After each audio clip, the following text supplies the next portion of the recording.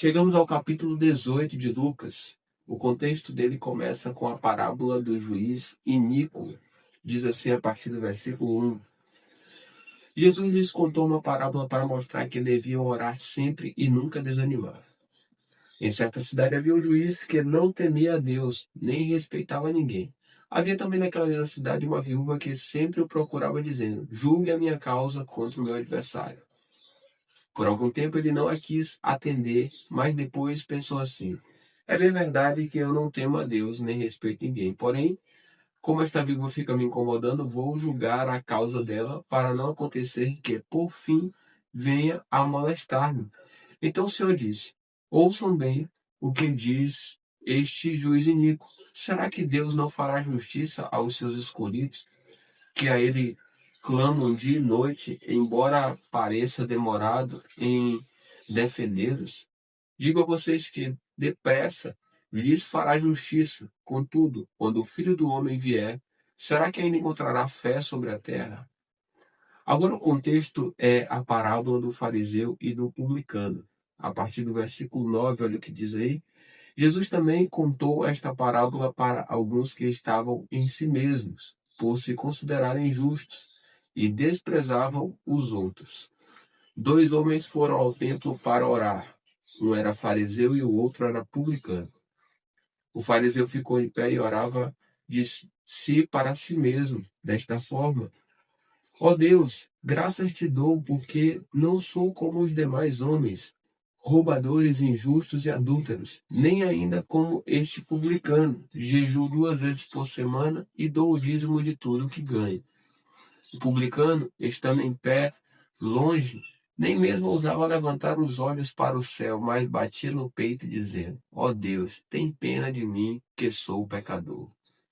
Digo a vocês que este desceu justificado para a sua casa, e não aquele, porque todo o que se exalta será humilhado, mas o que se humilha será exaltado. Agora Jesus abençoa as crianças, a partir do versículo 15. Traziam também as crianças a Jesus para que ele as abençoasse, mas os discípulos, ao verem isso, os repreendiam. Jesus, porém, chamando as crianças para junto de si, disse: deixem que os pequeninos venham a mim e não os impeçam, porque dos tais é o reino de Deus. Em verdade lhes digo, quem não recebeu o reino de Deus como uma criança, de maneira nenhuma entrará nele. Agora, a partir do versículo 18, o contexto é o jovem rico. Certo homem de destaque perguntou a Jesus: bom mestre, que farei para herdar a vida eterna? Jesus respondeu: por que você me chama de bom? Ninguém é bom, a não ser um, que é Deus. Você conhece os mandamentos: não cometa adultério, não mate, não furte, não dê falso testemunho, honre o seu pai e sua mãe. Então o homem disse: tudo isso tenho observado desde minha juventude. Ouvindo isso, Jesus lhe disse: uma coisa ainda falta a você. Venda tudo que tem, dê o dinheiro aos pobres e você terá um tesouro nos céus. Depois, venha e siga-me. Mas ouvindo ele estas palavras, ficou muito triste, porque era riquíssimo. Agora o contexto, a partir do versículo 24, é o perigo das riquezas. Jesus, vendo assim triste, disse: como é difícil para os que têm riqueza entrar no reino de Deus. Porque é mais fácil um camelo passar pelo fundo de uma agulha do que um rico entrar no reino de Deus. Os que ouviram isto perguntaram: sendo assim, quem pode ser salvo? Mas Jesus respondeu: o que é impossível para o homem é possível para Deus. Então Pedro disse: eis que nós deixamos nossa casa e seguimos o Senhor. Jesus lhe respondeu: em verdade lhes digo que não há ninguém que tenha deixado casa, mulher, irmãos, pais ou filhos por causa do reino de Deus, que não receba no presente muitas vezes mais, e no mundo por vir receberá a vida eterna.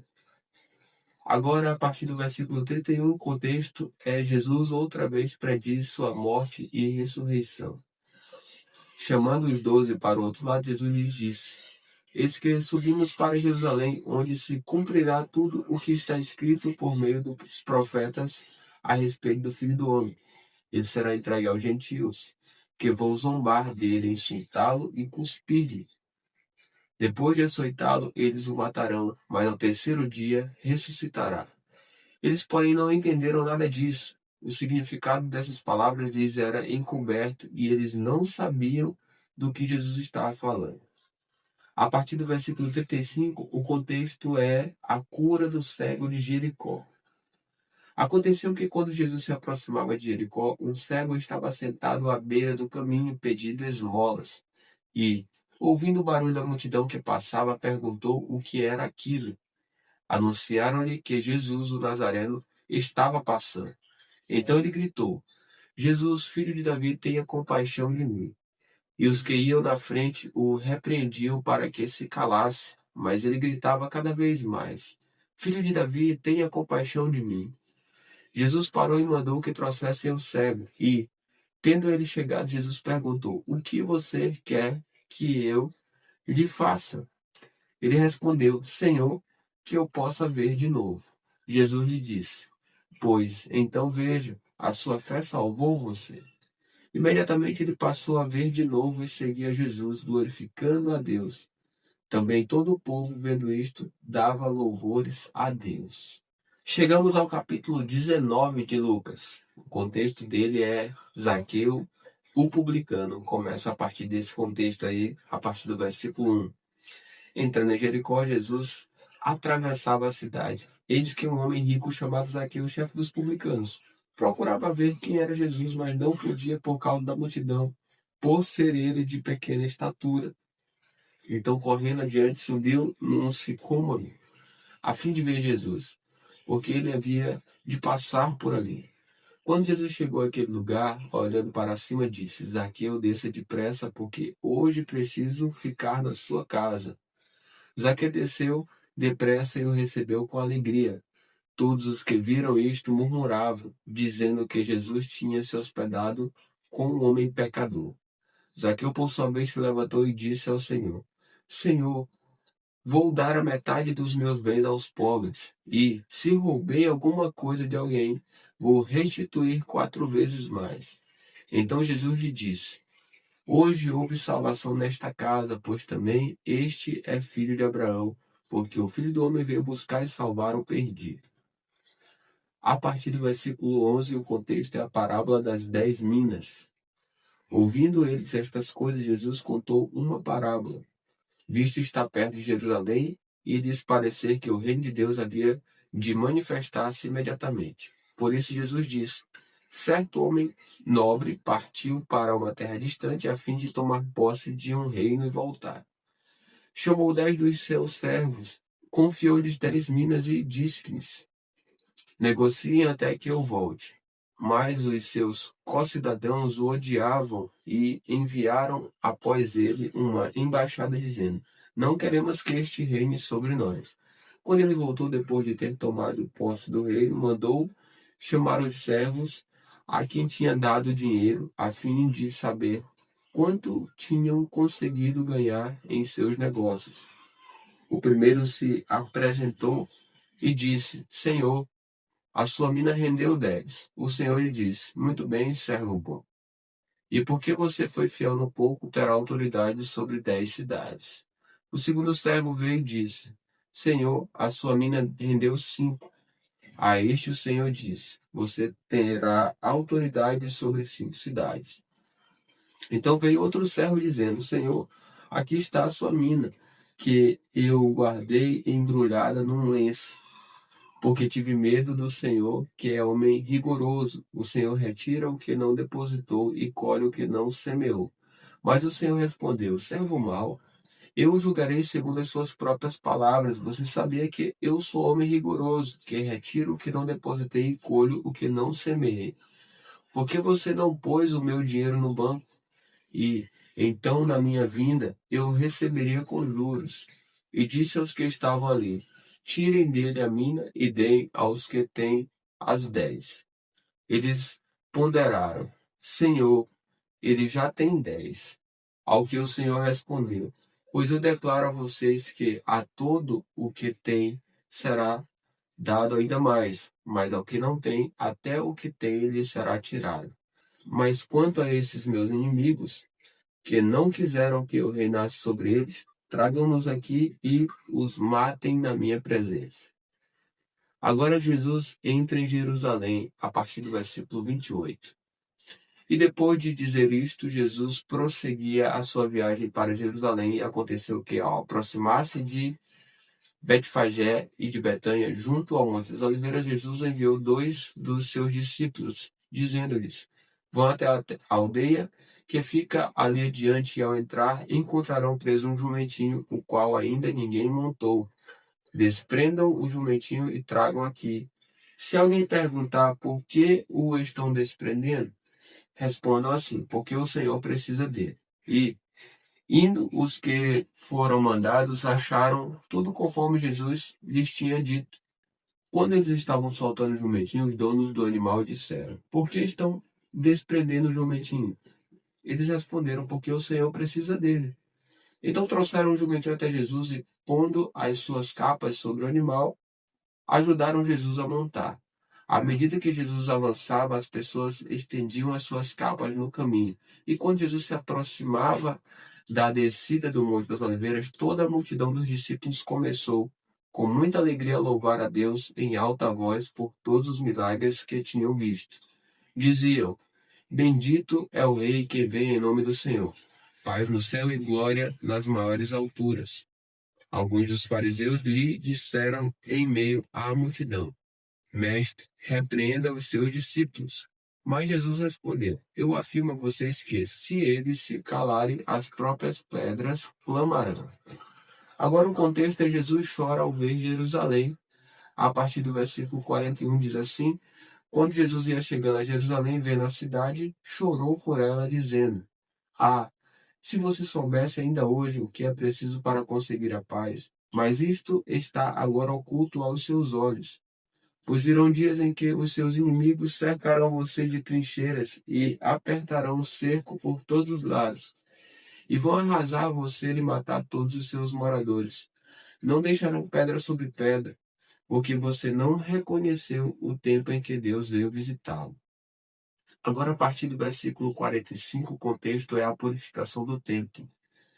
Depois, entrando no templo, Jesus começou a expulsar os que ali vendiam, dizendo-lhes: está escrito, a minha casa será casa de oração, mas vocês fizeram dela um covil de salteadores.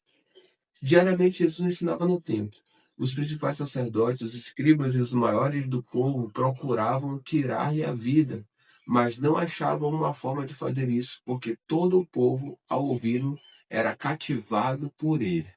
Chegamos ao capítulo 20 de Lucas. O contexto dele é a autoridade de Jesus. Diz assim a partir do versículo 1. Aconteceu que, num daqueles dias, estando Jesus a ensinar o povo no templo e a evangelizar, chegaram os principais sacerdotes e os escribas juntamente com os anciãos e lhe perguntaram: diga-nos com que autoridade você faz estas coisas? Ou quem lhe deu esta autoridade? Jesus respondeu: eu também vou fazer uma pergunta a vocês. Digam, o batismo de João era do céu ou dos homens? Então discutiram entre si. Se dissermos do céu, ele dirá: por que não acreditam nele? Mas se dissermos dos homens, o povo todo nos apedrejará, porque está convicto de que João era profeta. Por fim responderam que não sabiam de onde era. E Jesus lhes disse: então eu também não lhes digo com que autoridade faço estas coisas. Agora a parábola dos lavradores, a partir do versículo 9. A seguir, Jesus passou a contar ao povo esta parábola. Certo homem plantou uma vinha, arrendou-a para uns lavradores e ausentou-se do país por prazo considerável. No devido tempo, mandou um servo aos lavradores para que lhe dessem do fruto da vinha, mas os lavradores, depois de espancá-lo, o despacharam de mãos vazias. Em vista disso, enviou-lhes outro servo, mas também a este espancaram e, depois de insultá-lo, despacharam de mãos vazias. Mandou ainda um terceiro, também a este, depois de feri-lo, expulsaram. Então o dono da vinha disse: que farei? Enviarei o meu filho amado, talvez o respeitem. Mas, quando os lavradores viram o filho, começaram a discutir entre si: este é o herdeiro, vamos matá-lo para que a herança seja nossa. E lançando-o fora da vinha, o mataram. Que lhes fará, pois, o dono da vinha? Virá exterminar aqueles lavradores e entregará a vinha a outros. Ao ouvir isso, disseram: que tal não aconteça? Mas Jesus, com um olhar fixo neles, disse: que quer dizer, então, o que está escrito? A pedra que os construtores rejeitaram, essa veio a ser a pedra angular. Todo o que cair sobre esta pedra ficará em pedaços, e aquele sobre quem ela cair ficará reduzido a pó. Naquela mesma hora, os escribas e os principais sacerdotes procuravam prender Jesus, porque entenderam que ele havia contado essa parábola contra eles, mas temiam o povo. A partir do versículo 20, o contexto é a questão dos impostos. Eles passaram a vigiar Jesus e enviaram espiões que se fingiam de justos para ver se o apanhavam em alguma palavra, a fim de entregá-lo à jurisdição e à autoridade do governador. Então lhe perguntaram: Mestre, sabemos que o Senhor fala e ensina corretamente e não se deixa levar pela aparência das pessoas, mas ensina o caminho de Deus segundo a verdade. É lícito pagar imposto a César ou não? Mas Jesus, percebendo a artimanha deles, respondeu: Mostrem-me um denário. De quem é a figura e a inscrição? Eles responderam: de César. Então Jesus lhe disse: Pois deem a César o que é de César e a Deus o que é de Deus. Não puderam apanhá-lo em palavra alguma diante do povo e, admirados da sua resposta, calaram-se. A partir do versículo 27, o contexto é os saduceus e a ressurreição. Chegando alguns dos saduceus que dizem não haver ressurreição, perguntaram a Jesus: Mestre, Moisés nos deixou escrito que, se um homem casado morrer sem deixar filhos, o irmão desse homem deve casar com a viúva e gerar descendentes para o falecido. Ora, havia 7 irmãos. O primeiro casou e morreu sem filhos. O segundo e o terceiro também casaram com a viúva. E assim foi com os 7. Todos morreram sem deixar filhos. Por fim, morreu também a mulher. Portanto, na ressurreição, de qual deles a mulher será esposa? Porque os 7 casaram com ela. Jesus respondeu: os filhos deste mundo casam e se dão em casamento, mas os que são considerados dignos de alcançar a era vindoura e a ressurreição dentre os mortos não casam, nem se dão em casamento, pois não podem mais morrer, porque são iguais aos anjos e são filhos de Deus, sendo filhos da ressurreição, e que os mortos ressuscitam. Moisés indicou no trecho referente à sarça, quando afirma que o Senhor é o Deus de Abraão, o Deus de Isaac e o Deus de Jacó. Ora, Deus não é Deus de mortos, e sim de vivos, porque para ele todos vivem. Então alguns dos escribas disseram: boa resposta, mestre. E não ousaram mais fazer perguntas a Jesus. A partir do versículo 41, o contexto é o Cristo, filho de Davi. Mas Jesus lhes perguntou: como se pode dizer que o Cristo é filho de Davi? Pois o próprio Davi afirma no livro de Salmos: disse o Senhor ao meu Senhor: sente-se à minha direita, até que eu ponha os seus inimigos por estrado dos seus pés. Portanto, Davi o chama de Senhor. Então, como ele pode ser filho de Davi? A partir do versículo 45, o contexto é: Jesus censura os escribas. Quando todo o povo estava ouvindo, Jesus disse aos seus discípulos: cuidado com os escribas que gostam de andar com vestes talares e muito apreciam as saudações nas praças, as primeiras cadeiras nas sinagogas e os primeiros lugares nos banquetes. Eles devoram as casas das viúvas e, para o justificar, fazem longas orações. Estes sofrerão juízo muito mais severo.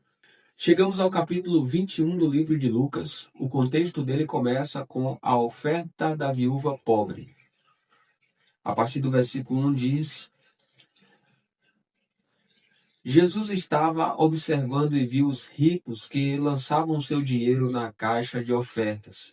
Viu também certa viúva pobre lançar ali 2 pequenas moedas. Então Jesus disse: em verdade lhes digo que esta viúva pobre deu mais do que todos, porque todos esses deram como oferta daquilo que lhes sobrava.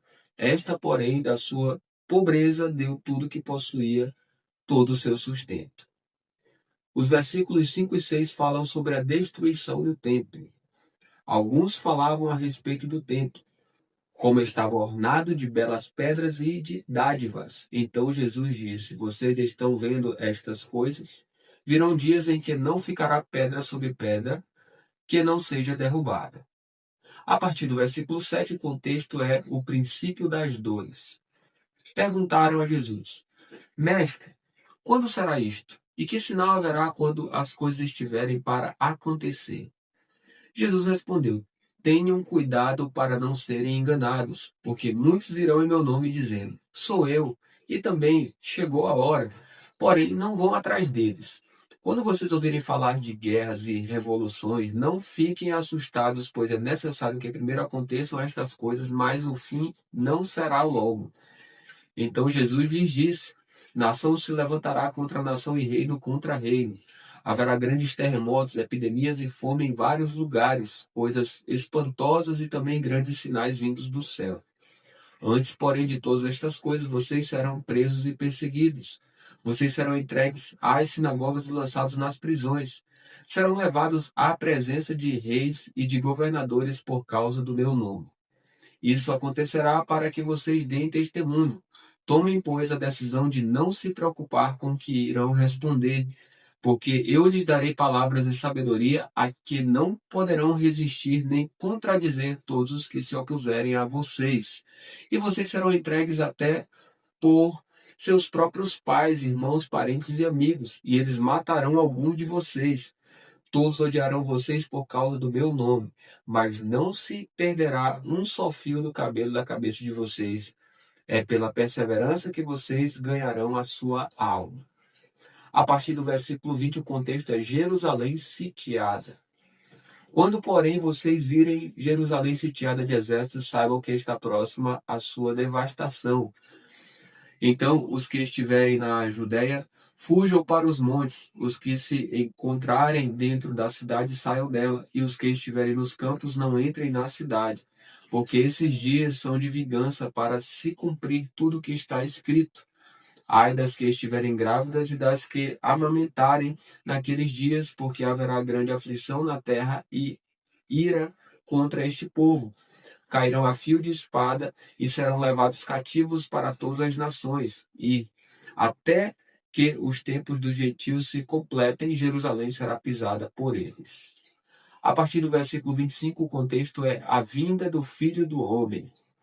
Haverá sinais no sol, na lua e nas estrelas sobre a terra, angústia entre as nações em perplexidade por causa do bramido do mar e das ondas. Haverá pessoas que desmaiarão de terror e pela expectativa das coisas que sobrevirão ao mundo, pois os poderes dos céus serão abalados. Então verão o Filho do Homem vindo numa nuvem com poder e grande glória. Ora, quando estas coisas começarem a acontecer, levantem-se e fiquem de cabeça erguida, porque a redenção de vocês se aproxima. A partir do versículo 29, o contexto é a parábola da figueira. Jesus ainda lhes contou uma parábola dizendo: Olhem para a figueira e todas as árvores. Quando veem que começam a brotar, vocês mesmos sabem que o verão está próximo. Assim também, quando virem acontecer essas coisas, saibam que está próximo o reino de Deus. Em verdade lhes digo que não passará esta geração sem que tudo isso aconteça. Passará o céu e a terra, porém as minhas palavras não passarão. A partir do versículo 34, o contexto é exortação à vigilância. Tenham cuidado para não acontecer que o coração de vocês fique sobrecarregado com as consequências da orgia, da embriaguez e das preocupações deste mundo, e para que aquele dia não venha sobre vocês repentinamente como uma armadilha, pois sobrevirá a todos os que vivem sobre a face de toda a terra. Portanto, vigiem o tempo todo, orando para que vocês possam escapar de todas essas coisas que têm de acontecer e para que possam estar em pé na presença do Filho do Homem. Jesus ensinava todos os dias no templo, mas à noite saía e ficava no monte chamado das Oliveiras, e todo o povo madrugava para ir ao encontro dele no templo a fim de ouvi-lo.